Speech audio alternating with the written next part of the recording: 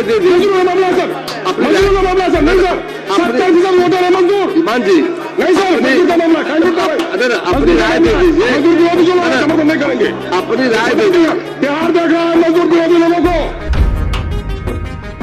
कि मजदूर की लाश को नहीं लगेगा, बीवी होती है, बच्चा होता है, इसके माने कि लाभ लेने के लिए उसको जाके कहीं गाड़ी के चक्कर में दबना पड़ेगा।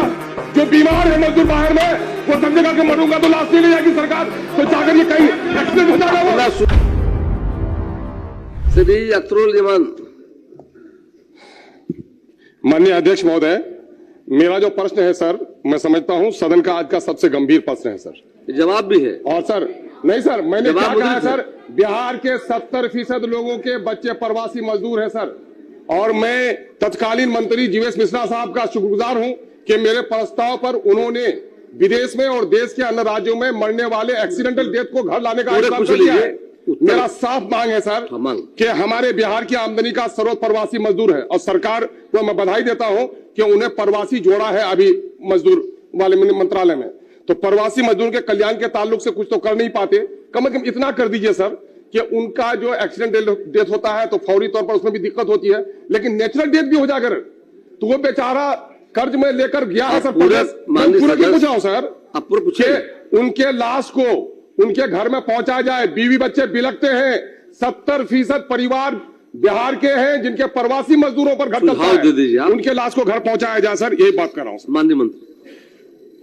अध्यक्ष महोदय, अभी जो प्रावधान है महोदय, उसके तहत राज्य के बाहर अथवा विदेश में कार्य करने वाले असंगठित क्षेत्र के प्रवासी श्रमिकों की दुर्घटना स्वरूप अगर मृत्यु होती है महोदय, तो उनके पार्थिव शरीर को ससम्मान उनके घर तक पहुंचाने का जिम्मा सरकार उठाती है महोदय।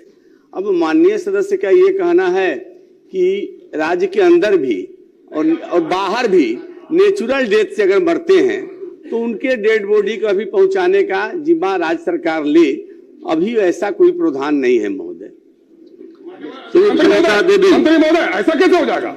सारा सदन से वो किया जाए, मजदूर बढ़ेगा सर, कमाने के लिए गया है, रोजगार नहीं दे पा रहा, कमाने के लिए प्रदेश गया है, उसकी लाश को नहीं लगेगा, बीवी तड़पती है, बच्चा तड़पता है, कैसे लाश आएगी सर? नहीं होना चाहिए सर, ये नहीं इस पर आपने बात को रखा नहीं सर। मंत्री जी अभी साफ जाइए कि अगर जो सरकार नहीं बनाएगी इस कानून को, वो नहीं बनेंगे, बाहर उनकी लाश भी नहीं आएगी, बनेगा बाहर लाश नहीं आएगी आपकी। क्यों नहीं कीजिएगा मजदूरों के लिए? आप मेरी मजदूर हो रही है, अपनी राय दे दी। मजदूर का मामला सर, मजदूर का मामला सर, नहीं सर, 70% वोटर है मंजूर, ईमान जी नहीं सर, मजदूर का मामला अगर अपनी राय दे दीजिए, मजदूर विरोधी जो लोग समर्थन नहीं करेंगे, अपनी राय दे दीजिए। बिहार देख रहा है मजदूर विरोधी लोगों को कि मजदूर की लाश को नहीं लगेगा, बीवी होती है, बच्चा होता है, इसके माने कि लाभ लेने के लिए उसको जाके कहीं गाड़ी के चक्कर में दबना पड़ेगा। जो बीमार है मजदूर बाहर में, वो समझेगा कि मरूंगा तो लाश नहीं ले जाएगी सरकार, तो जाकर ये कहीं एक्सीडेंट हो जाएगा। सुझाव लेने के लिए वोट लेने का आग्रह आपसे है, ईमान जी बोलने के बजाय विधायकों की तनख्वाह काट दीजिए, लाश बोलने के बजाय सुझाव दे दीजिए सरकार को, सुझाव दे दीजिए। नहीं सर, क्या सुझाव क्या है? नहीं बोलिए, क्या सुझाव क्या आपका है? सुझाव क्या आपका? सुझाव दे दीजिए सर। विदेश में या अन्य प्रदेशों में जो मजदूर हमारे कमाने के लिए गए हैं, सरकार को वो मरे तो उनके नेचुरल डेथ में भी सर वोट के लिए क्या चर्चा किया? मैंने अभी मौजूदा क्या प्रावधान है उसका जिक्र किया, लेकिन भविष्य में इस पर विचार नहीं किया जा सकता ऐसा तो मैंने नहीं कहा महोदय। विचार करने की संभावना से इनकार नहीं किया जा सकता महोदय, सम्यक विचार करेंगे महोदय। श्रीमती संगीता देवी, सरकार विचार करेगी, कृपया बैठ जाइए। सरकार विचार करेगी, सरकार कैसे बोलेंगे बताइए? सरकार आपके सुझाव पर सरकार विचार करेगी, कृपया बैठ जाइए। आपके सुझाव पर सरकार विचार करेगी।